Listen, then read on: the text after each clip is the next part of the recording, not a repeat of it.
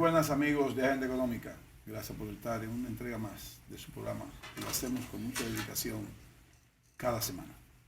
Luis Manuel Piantini y un servidor Ezequiel Molina Lizardo estarán acompañados en esta entrega de nuestro amigo don César Nicolás Benson Paulus. Me recordé preguntarle. Sí, que me encanta que me mencionen el apellido de mi madre, me siento muy orgulloso de ella.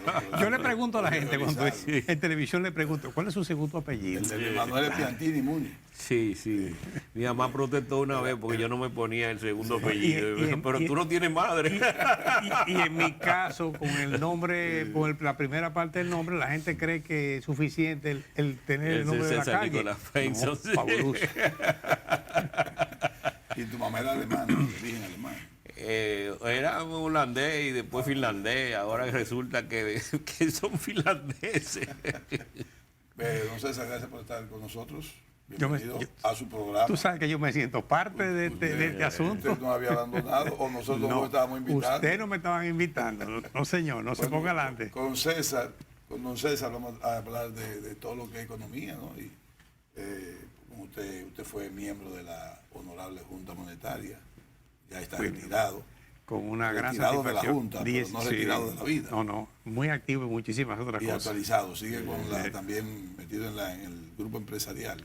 Sí, asesor. también, y ahora recientemente acabo de terminar como participación del CES en una mesa de trabajo difícil pero sumamente positiva, que era la modificación de las dos leyes, de la de partidos políticos y la ley electoral, que se presentó en un foro para discutir, y la verdad que fue duro, pero fue muy positivo. Pero si se quiere y si puede hablar de eso, ya que usted participó en ella, pues... Sí, favor, no, pero como no, estoy haciendo el recuento, ¿verdad? Lo que pasa es que las personas que participan como, vamos a decir, que manejan el asunto de cómo, la parte operativa de como tal, eso no sale en los periódicos. Okay. Pero fue, como te digo, un ejercicio excelente de democracia completa, en el sentido de que hubo la oportunidad de opinar, que tanto se han quejado los partidos políticos por tantos años de intrínculos que la ley tiene, que los electores no tenemos la necesidad de conocer en detalle, pero fue un ejercicio excelente de democracia, un motivo de participación, y más que nada, yo creo que la Junta Central Electoral dio una muestra bien clara de que quiere manejar una ley que sea de satisfacción para todos, no una camisa de fuerza. Fue poco, si se quiere, fue bien llevadera. Muy bien llevada. Lógicamente, el que se maneja donde hay pleitos puede salir con alguna mordida, un arañazo, una cosa de eso.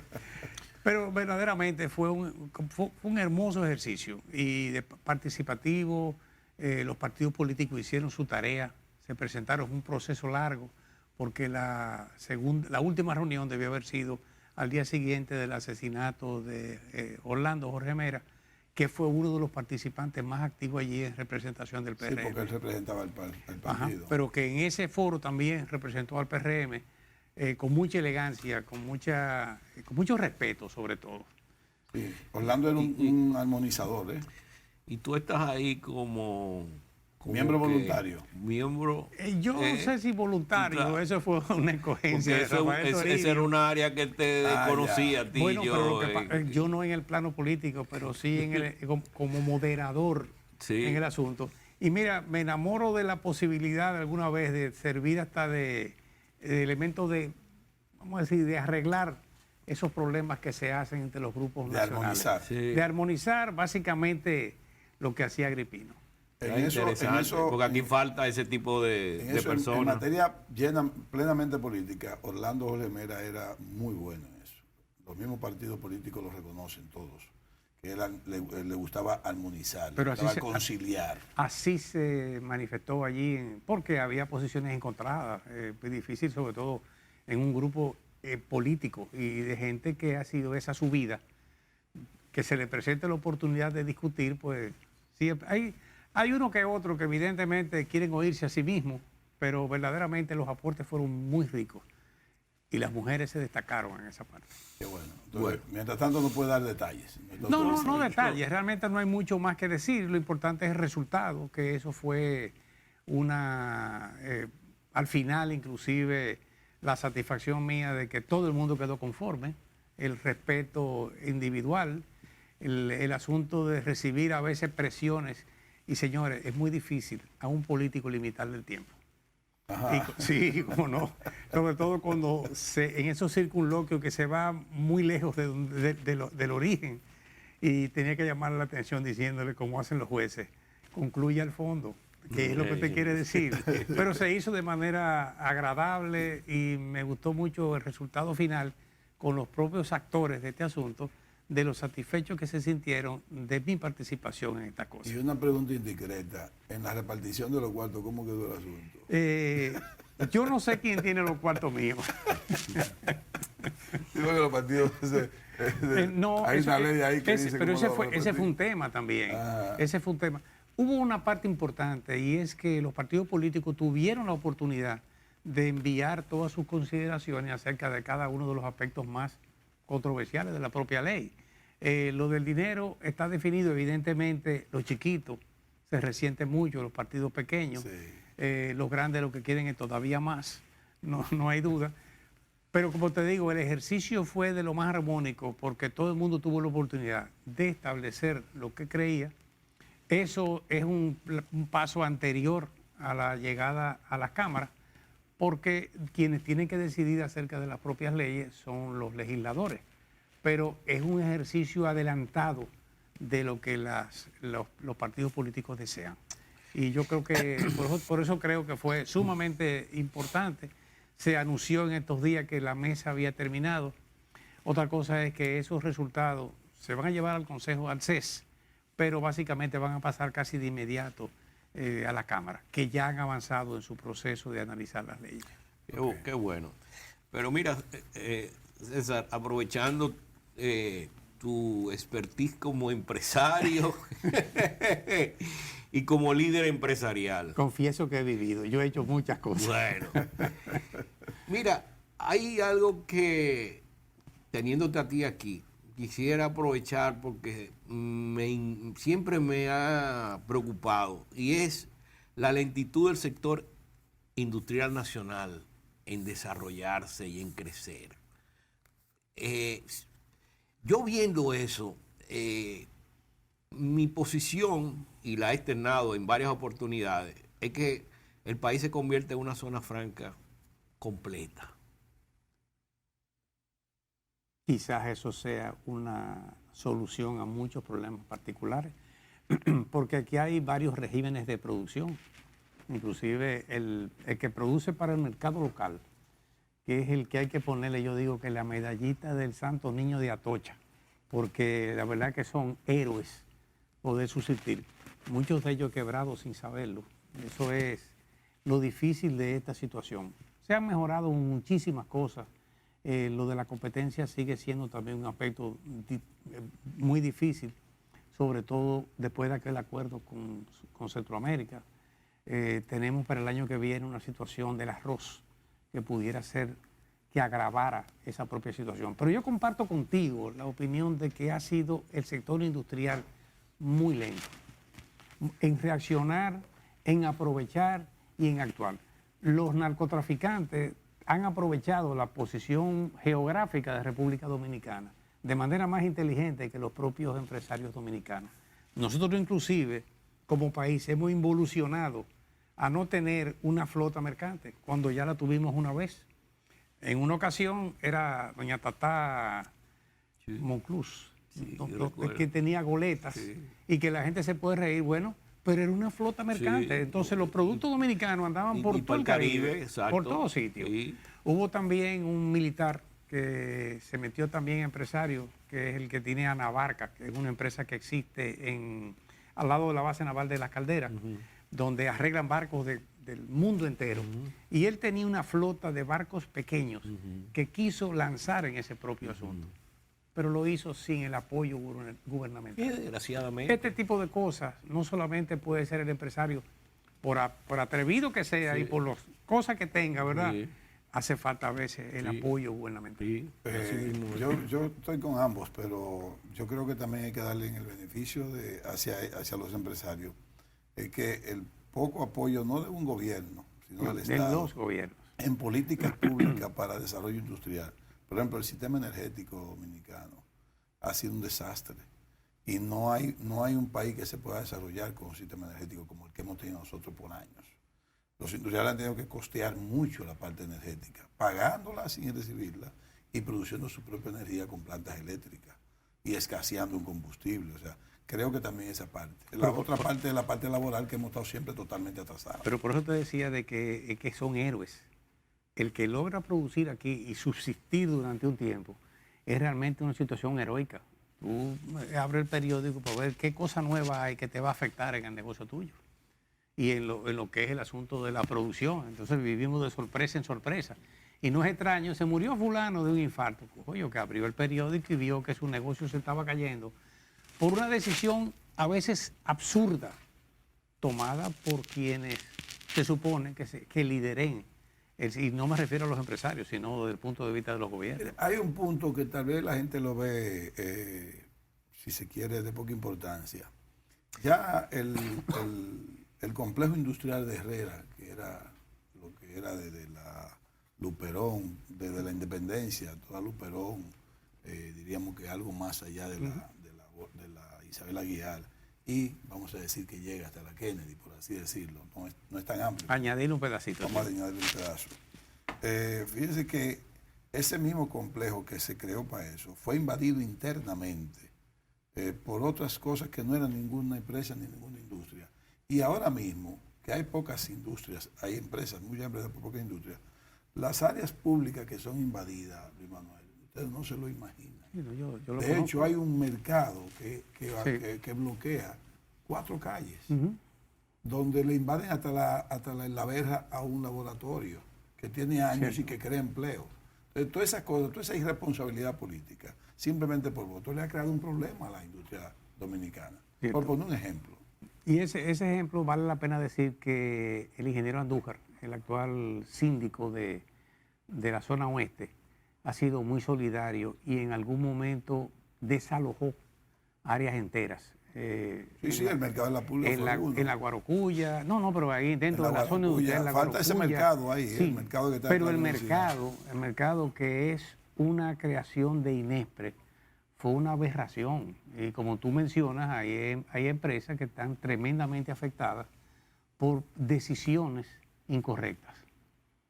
También hay una calle donde hay un vecindario que no tiene sanitario alguno, porque el espacio están arriba de una acera, Correcto. que es producto de la irresponsabilidad de alguien que era síndico en un momento determinado, y nosotros le llevamos la inquietud y la respuesta fue: yo no me meto en vainas sociales.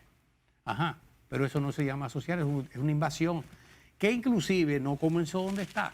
Exacto. Lo que pasa es que el empresario que ellos estaban afectando fue más inteligente y lo empujó hacia otro sitio. Sí. Pero verdaderamente, esos son aspectos que dañan por completo un negocio. La zona industrial de Herrera, como lógicamente pasa en muchos sitios, ha evolucionado, inclusive es más que nada una zona de almacenes. Como tú dices, no hay muchísimas industrias, aunque quedan. Quedan industrias ahí, por ejemplo, te puedo mencionar lo de Nesplas, que es una empresa muy grande, que inclusive ha tenido que arrancar en el kilómetro 22 porque ya no cabe en Herrera, ya no puede crecer más en Plastiflex Herrera. también. Y ustedes están en la parte más difícil que Sí, pero es ya no somos industria, somos una empresa son ya de servicio. de servicio. Sí. Pero fíjate, y tú vas a corroborar con esto, esas empresas de servicio que están ubicadas en la Isabel Aguiar, que están ubicadas en la calle San Antón, encuentran resistencia de mucha gente que no quiere penetrar a esa zona, mismo. porque eso es zona apache, Así es. donde como que se limitan hasta las leyes tienen incidencia como hasta la Luperón, de ahí para allá Así es. cualquier cosa puede pasar. Así es. Y eso Qué nada más no es en pena. Herrera. Y eso nada más no es en Herrera, Luis Manuel. Eso es muchísima. Sí. La parte, por ejemplo, aquí el Estado nunca tuvo un programa de desarrollo hacia afuera de industrias de exportación, como tú dices, de zona franca. Claro. Porque Colombia, señor, en el año 1994 que yo fui a Colombia, ya el Estado había creado un programa de promoción e impulso a la exportación. Y los gerentes de las empresas que tenían vocación de exportación, el Estado la intervenía en materia tecnológica, en materia de mercado, de financiero. Ayudarle. Y además le decía, todos los gastos que incurra el gerente o los gerentes fuera para ir a promover el producto, a buscar mercado, lo cubría el Estado colombiano. Para que ustedes estén claros eso, o sea, y se notaba que no era, o sea, los supervisaban que no fuese un paseo, que porque tenían todos los controles. ¿Y cuándo se ha visto eso en este país? Nunca. Entonces, no ha habido nunca una política pública. Tú has sido un funcionario de alta posición y tú sabes muy bien porque estuviste dirigiendo una plan y otras instituciones y te das cuenta que no hubo una política de Estado nunca sobre eso. ¿Y los reembolsos se cumplen o no se cumplen? ¿Los reembolsos? Sí, los reembolsos. ¿Qué es eso?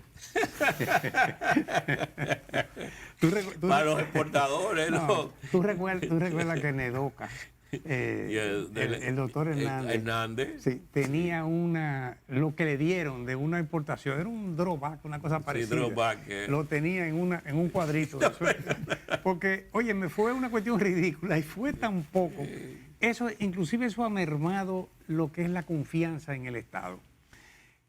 Tú mencionabas de la no política, y si revisamos todo lo que han sido ministros de Industria y Comercio en los últimos 30 años, tú vas a ver que los gobiernos designan personas que verdaderamente no están ni siquiera comprometidos con el sector industrial. Entonces, en lo que lo vienen a comprender, ya es momento, ya lo han quitado. Para que nombró un médico, ¿no? Por el menosprecio que tenía del propio sector. Pero tú mencionas eso de que los gobiernos auxilian a los demás. Hubo una época, y lo que somos un poquito, lo que gozamos de más lejanos de la juventud que ustedes dos, vimos a los chinos, a la gente de Taiwán y a otros con una camarita fotografiándolo todo para llevarlo a su país y ver cómo desarrollaban productos. Pero Costa Rica tiene un programa de exportación, pero Luis Manuel, amplísimo. Pero nosotros no lo hemos tenido. Lo único que ha funcionado, y quizá por la no intervención del Estado y su condición muy particular, son las zonas francas. Entonces hay la gran diferencia. Por eso te digo que debería ser una zona franca completa. Ojalá. No solamente de exportación, zona franca completa. Zona franca. Sí, es que yo creo que eso pudiera ser positivo. Nos están haciendo la seña del corte, pero no quiero terminarlo sin promoverle un poquito el libro a nuestro querido amigo Iván J. Cortiña, que es El Economista y yo conversando. Ya se colocó en el número 2 en venta en el sistema digital, y nosotros se lo estamos regalando aquí a don César, que yo sé que él no lo tenía. Lo aprecio. Yo sé que usted tiene tiempo de leerlo. Inclusive es fácil leer. Esa foto que tiene de NG, lo que demuestra que no se pone viejo. No, quizás es por la parte chino que tiene. Ahí bajó, no engorda una libra. Es fácil de leer, fácil de comprender y entender. Pero yo puedo añadir antes de que tú termines, antes que lo cierres, que van a leer un libro escrito por una persona con muchos méritos, con mucho trabajo, y sobre todo van a ver lo que es un asunto fácil de leer, porque todo lo que él ha escrito lo hace con esa idea. Sí, tuvimos un buen programa hace dos programas con él, de discusión muy interesante. Sí, porque él defiende sus posiciones. No, pero yo coincido con muchas de él. Claro, vamos al corte.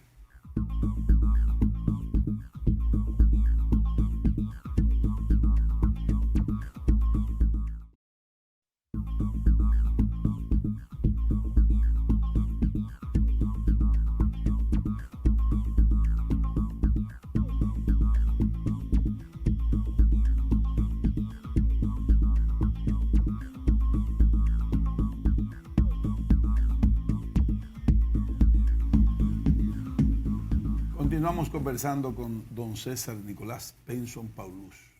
Don César, vamos a hablar de crecimiento, de inflación.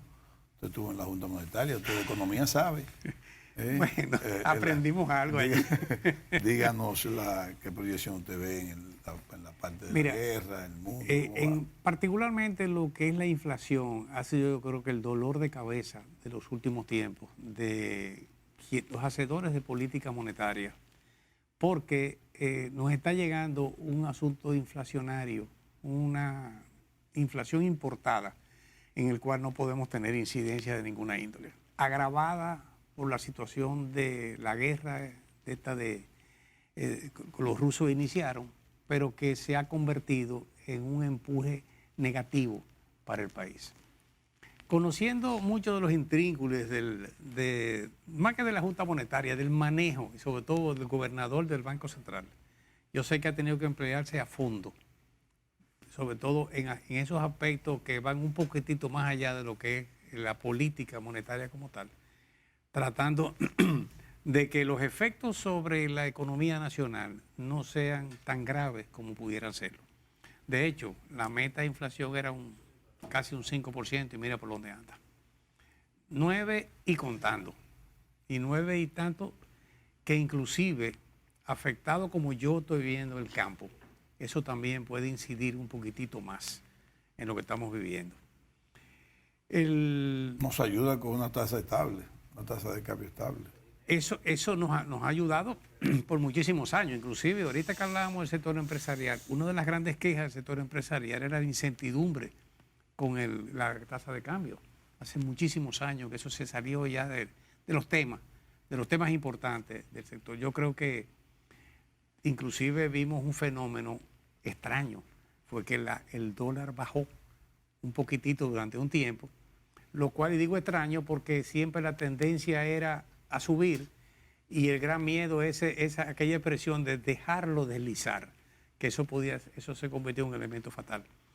Pero el aumento del petróleo, como tenemos como referencia, muy por encima de los $100, afecta el bolsillo al extremo de que el gobierno ha tenido que emplearse subsidiando, pero ese subsidio también descompone muchos aspectos del propio gobierno, las cuentas del gobierno, y eso no se puede mantener per secula seculorum.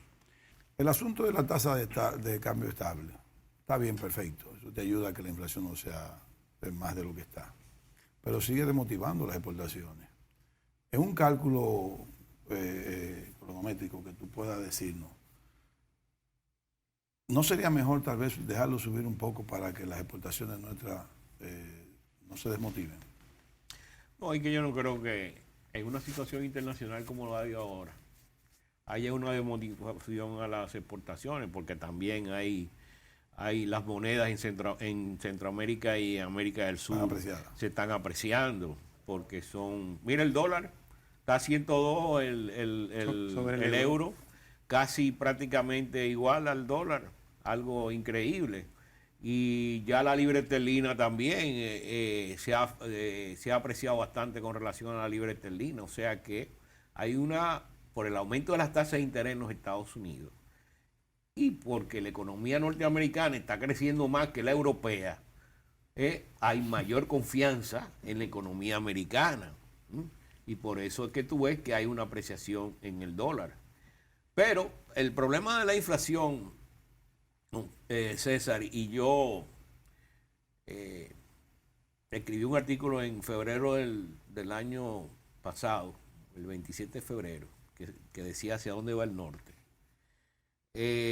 Ya Larry Summers había hecho su proyección que en base a las ayudas del gobierno norteamericano, la economía norteamericana iba hacia una inflación y posible recesión. Igual el Blanchard, que fue economista del Fondo Monetario, también lo expresó en ese momento y yo le di la razón, porque ya la Reserva Federal había duplicado el balance en esa época. ¿Qué economía aguanta una duplicación de balance? Y era porque había mucho ahorro, porque la gente no tenía nada que hacer con el dinero, porque estaba encerrada en su casa.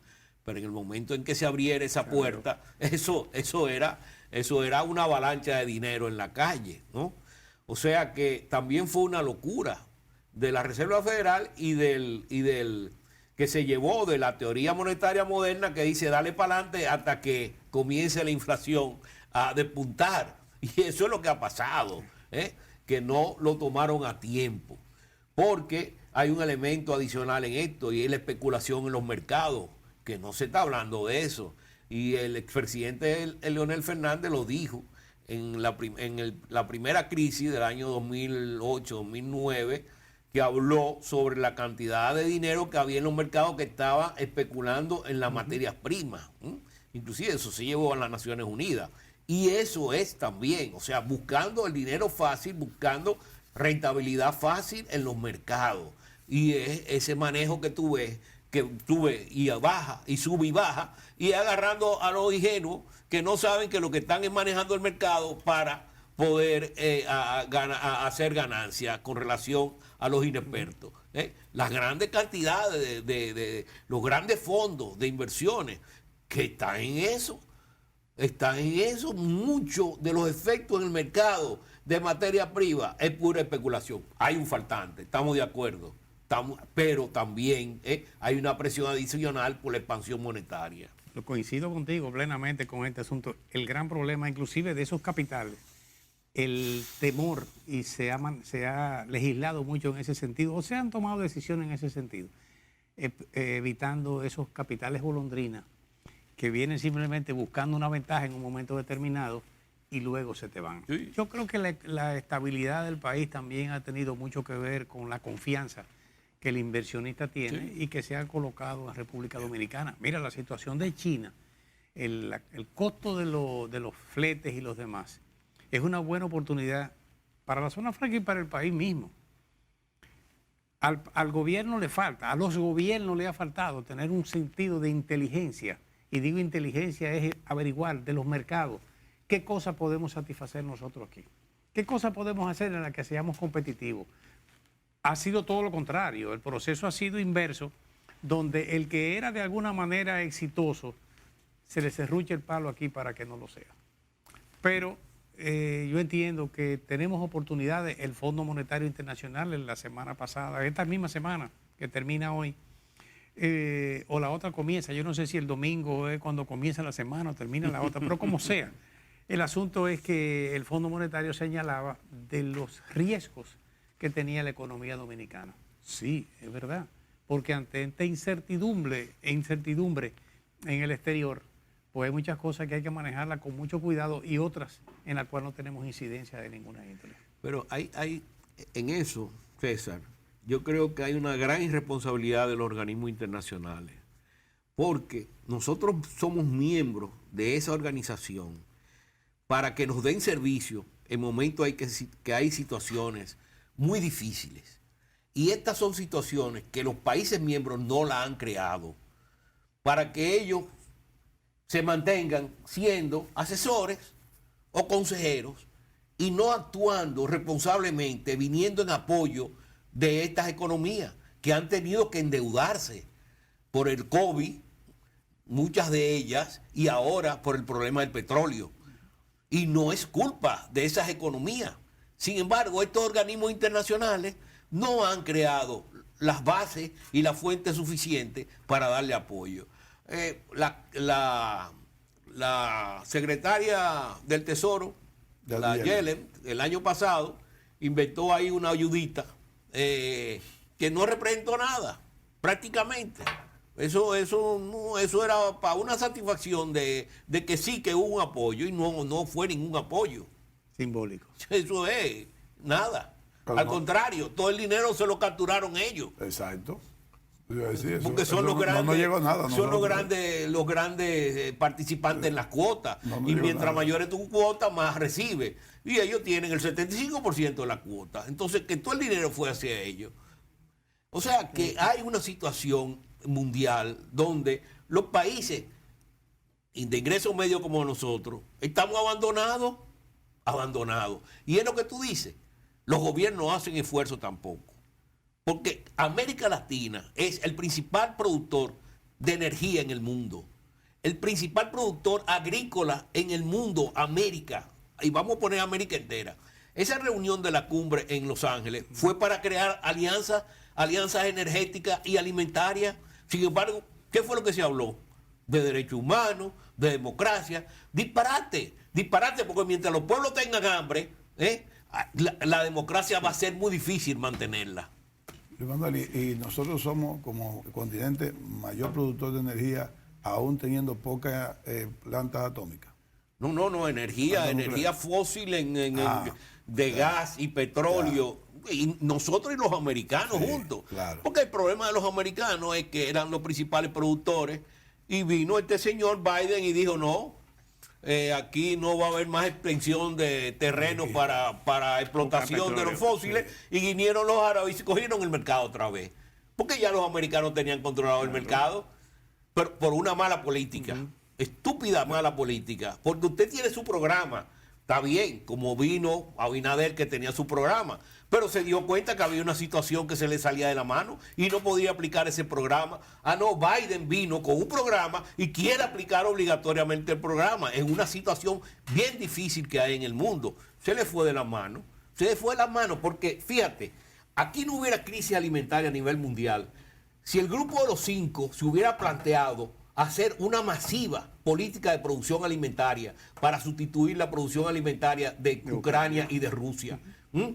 Y si hubieran tenido la voluntad de fomentar la producción de fósil, no le hubieran entregado el mercado a los árabes. Pero nada, aquí no hay liderazgo, ya eso se acabó. Hablando de eso, Luis Manuel y don César, hay una situación mundial con Rusia. Rusia está ingresando 600 millones de dólares diarios por la exportación de sus combustibles, de gas y de petróleo. 600 millones de dólares diarios. Lo multiplica por 365, que no es un dinero enorme. La moneda más apreciada en el mundo, el rublo. Ahora. Pero fue una decisión política. Sí. Y reserva tienen que no saben qué hacer con ella. Entonces, basado en eso, los Estados Unidos convencieron a Arabia Saudita para que pusiera en la mesa de la OPEP un aumento de la producción de petróleo. Rusia lo aceptó, Rusia votó que sí, y a partir de agosto piensan aumentar la dosis. Solamente eso hizo bajar un poco el petróleo y también el miedo a que la inflación dure mucho tiempo. A que haya una recesión. Es una recesión. Ahora bien, Estados Unidos lo que está buscando con eso es precisamente reducir el petróleo a 60 o a 70 para que Rusia no siga vendiendo ese petróleo tan caro y le disminuyan los ingresos diarios para debilitarlo con los ingresos, con el financiamiento de la guerra. ¿Cree Luis Manuel y César que eso lo va a lograr? ¿Va a haber una reducción a 70 del barril?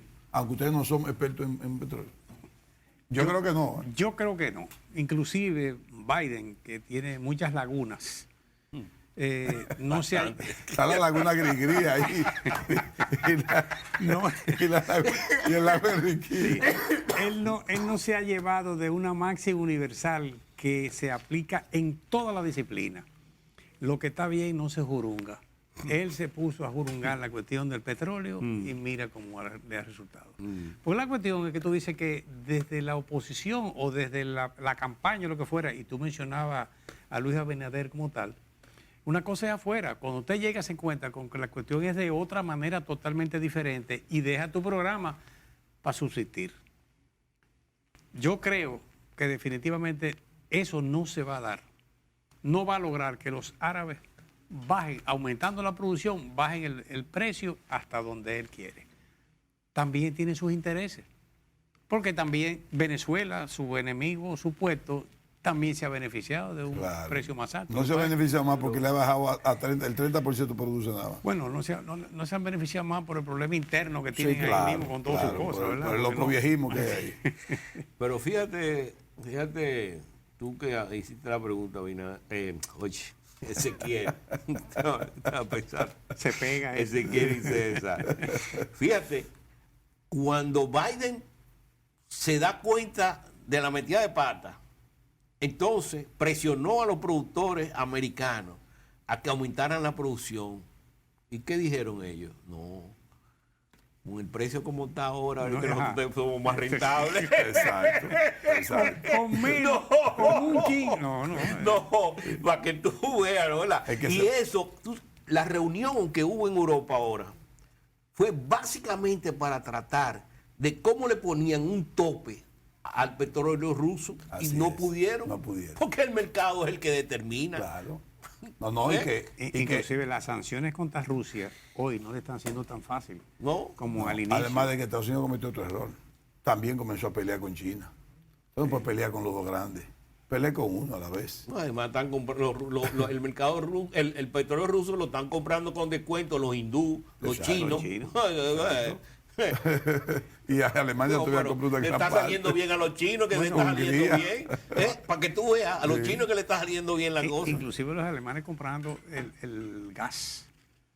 Ajá. Sí, pero hay otra cosa. La ventaja es que no estamos en el invierno. Y cuando necesiten aquellos elementos, va Biden. Están pronosticando que viene un invierno duro en Europa. Duro porque no va a haber suficiente gas.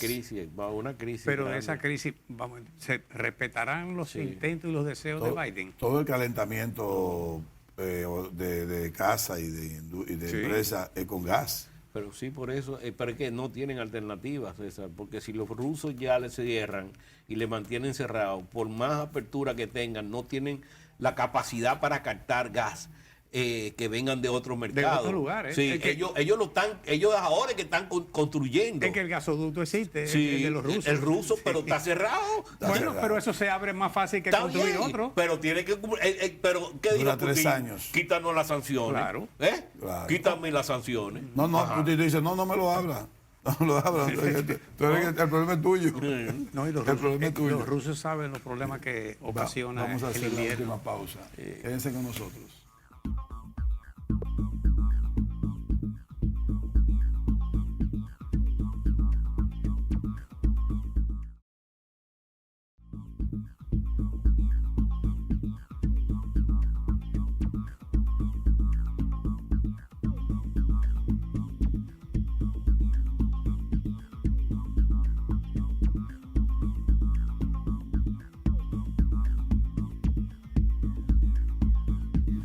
Continuamos en agenda. Gracias por estar con nosotros todavía. Miren, tenemos proyección de crecimiento o ya información de crecimiento para mayo de 5.6. De enero a mayo hemos crecido 5.6 y hemos crecido 4.8 anualizado. Definitivamente las medidas están dando resultados, si se quiere, porque enero crecimos, y tú me corriges, Luis Manuel, si tiene eso, 6.2, 6.3 en enero. 5.8 en febrero, 6.1 en marzo, 4.7 abril, 4.8 en mayo. Promedio, 5.6. Las tasas de política de referencia la teníamos en 3 en octubre, ya en noviembre la subimos, hemos hecho 6 aumentos hasta llegar a 7.25. La proyección de crecimiento para este año era 5.5. Yo digo, Luis Manuel y César, para mí va a volver a subir, por lo menos hasta 8, no sé, tal vez el mes que viene, tal vez a principios de septiembre, porque van a apostar a bajar un poco la expectativa de crecimiento a 4.5 para poder seguir combatiendo la inflación. Todavía tienen espacio de disminuir el crecimiento para ver si bajamos, incentivamos la demanda agregada o el consumo y quedando con 4.5 en vez de 5.6 o 5.5. Yo creo que va a volver a subir la tasa de política de referencia. Yo también creo que va a subir, porque Estados Unidos también va a subir. Los elementos restrictivos es lógico frente a una economía que se estaba sobrecalentando y con el asunto de la inflación encima de nosotros, son mecanismos que son aplicables según, como digo, economía 101, ¿verdad? Elementos elementales. La gran ventaja de cómo cuenta hoy la República Dominicana es que quienes están manejando la economía, la parte medular de esto, tienen plena conciencia de que es como si fuese un piloto de un barco, de que arría o levanta velas según convenga. Y entiendo que es un metamensaje bien claro de cómo ha subido esa tasa de política, indicando que lo restrictivo se inicia ya, porque lo otro sería o un suicidio o una cuestión de aumentar la inflación con grandes riesgos. Que crezca menos, pero es un crecimiento positivo y es un crecimiento anormal dentro de un mundo que está por todo lo contrario, una situación con el turismo envidiable, con un crecimiento definido. Lamentablemente, dos grandes aportantes de turistas, que eran Ucrania y Rusia, están disminuidos en este caso. Entre los dos lo que estaban era aportando unos 400.000, 450.000 turistas. No es malo. Alguien se refirió recientemente que si la economía dominicana crece por debajo de 4 es un crecimiento recesivo. Yo nunca había oído eso, pero como aquí se inventa tanto. Sí, sí. Pero bueno, ahora te voy a decir. De un político lo escuchaste. No. Pero un amigo de nosotros. Pero yo no sé cómo fue simplemente, lo puso por la parte del empleo. Sí, pero dijo que era un crecimiento recesivo. Pero fíjate, aquí la gente no se acuerda que esta economía ha crecido con inflación y con alta tasa de interés. Como quiera ha habido crecimiento, mayor o menor, ¿cierto? Y que ha sido recientemente cuando tú tienes tasa por debajo de 5, pero antes cuando nosotros teníamos tasa de inflación por debajo de 5, eso era... Bueno, porque en un momento se convirtió en la meta. La meta de inflación gobernó todas las decisiones. Ahora, cuando tú tienes una situación como la actual, donde la mayor importación nuestra es precisamente esa inflación, sí, con asuntos que son de vital importancia, como es el petróleo, sí, como aumenta tremendamente, que yo creo que inclusive, no sé, me imagino que está bien medido, pero cuando uno ve lo que significa en el bolsillo propio, todos esos aumentos pequeños, ir al supermercado se ha convertido en un asunto de la casa del terror. Y eso, César, que estamos hablando de que el gobierno ha asumido un costo enorme en subsidios, porque si no, esa tasa de inflación tuviera un 12% ahora mismo. Sí. Fatal.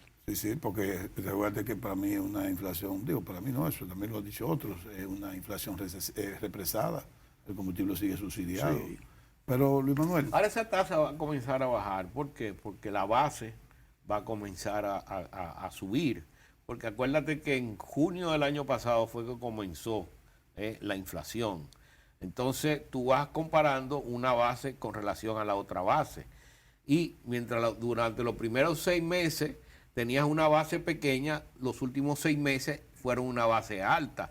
Y esa base alta es una base muy similar a la de ahora, porque porque tú lo que estabas comparando durante los primeros 6 meses era con relación a la base pequeña del primer semestre. Pero ahora tú lo vas a comparar a partir del segundo semestre con la base alta del segundo semestre. Sí. O sea que hay una tendencia en el segundo semestre a eso bajar. Sí, esa es la comparación. Eso es optimismo. Eso es optimismo. No. En base a eso. Claro, si no hay una presión adicional de aumento en el mercado de los precios, a los precios que hay ahora, porque fíjate que los precios que hay ahora son similares a los precios que hay antes. O sea, esto es una inflación que ha mantenido el precio del petróleo. Se ha mantenido alrededor de 100 hace como 4, 5, 6 meses. ¿No entiendes? O sea que no ha sido hoy ni mañana. Son precios altos, igual que el trigo, igual que los alimentos. Tienen precios altos de hace tiempo. Manuel, cuando hablé de la tasa de política de referencia que para mí iba a subir, también me referí a que la tasa norteamericana va a subir en 1.25. Sí. Para mí en cualquier momento que haya lo anunciaron que van a subir. Jerome Powell, de hecho, le torció el brazo a Biden cuando Biden estaba resistiéndose a los aumentos de tasa, entendiendo que él no quería como que la economía se le disminuyera, o sea, le bajara el crecimiento o el consumo, y Jerome Powell tuvo que torcerle el brazo y cambió el discurso. Entonces, ya dijeron que ya la van a subir. Si la suben ellos, la vamos a subir nosotros. Pero fíjate que la subida de tasa en los Estados Unidos ha sido de un nivel muy bajito. No, la última vez fue 75 puntos básicos. Cuando tú pero de un nivel muy bajito. Que cuando tú subes, puede ser que llegue al 3,5%, al 4%, pero que de ahí no va a pasar, ¿tú me entiendes? O sea, y hoy se estaba señalando que la tasa hipotecaria en los Estados Unidos se está cayendo por falta de demanda, por la recesión. Por la disminución de la demanda. Es que la subieron a 5.5 cuando estaba en 5.8 llegó. 2.75 estaba y bajaron al doble. O sea, es un asunto de que ¿qué dicen sus amigos los empresarios de la situación económica? ¿Cómo ven ellos el futuro inmediato? Con optimismo. Te lo puedo decir en resumen. Sí. Lo ven con optimismo. Yo creo que sí. Lo de la estabilidad les elimina muchos de los fantasmas que existieron antes. Los negocios van marcando el hecho de que tienen reacciones mejores, las ventas aumentando. Yo creo que el empresario está hoy en condición optimista. El grande y el pequeño también. Es decir que inclusive el gobierno anunció en estos días de la compra de las MIPYME, que le estaba comprando una cantidad, porque hay dos cosas importantes en estas compras. Una es la que se dice y otra es la real. Y hemos visto que también hay muchos elementos que se valen de muchísimas cosas, sobre todo de muchas empresas, que de los nombres, simpatiquísimos todos los nombres que tienen, pero en el fondo son los del mismo dueño, para repartirse así es. ese filete Sí, que es así el es. Estado comprador. Así es. En el gobierno anterior se decía que iban a acabar con el gobierno pícaro, pero eso no se acaba. El gobierno es una de sus características, es ser dificultoso. Inclusive ahí cuando se crean dificultades, ahí también se venden facilidades, que eso también le permite a mucha gente vivir. Pero en esencia te digo, el empresario está conforme, optimista.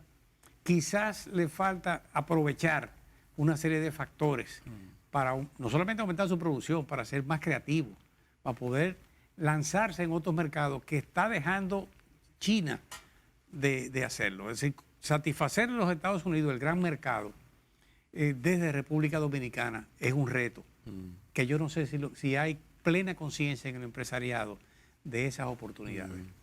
Hace falta que el gobierno le dé empuje, como mucha gente piensa que es cuestión de subsidio. No, hay apoyos que van más allá que el subsidio. Hace muchos años, y no me acuerdo qué institución del Estado se dedicó a eso, a identificar posibilidades de inversión, de sustitución de importación en un momento, pero otras de exportación. CEDOPEC, yo me acuerdo que hacía ese trabajo. En un momento CEDOPEC lo determinado, hizo, creaban, habían perfiles de proyectos también Y que se clúster. vendían. Y clúster, mira, se están empujando mucho de la parte de belleza hoy. Sí. Pero vamos a tener que hacer otro programa. Sí, pues. señor. Señores, gracias. Y gracias a ustedes, amigos, por mantenerse con nosotros. Que Dios los bendiga. Hasta la próxima entrega.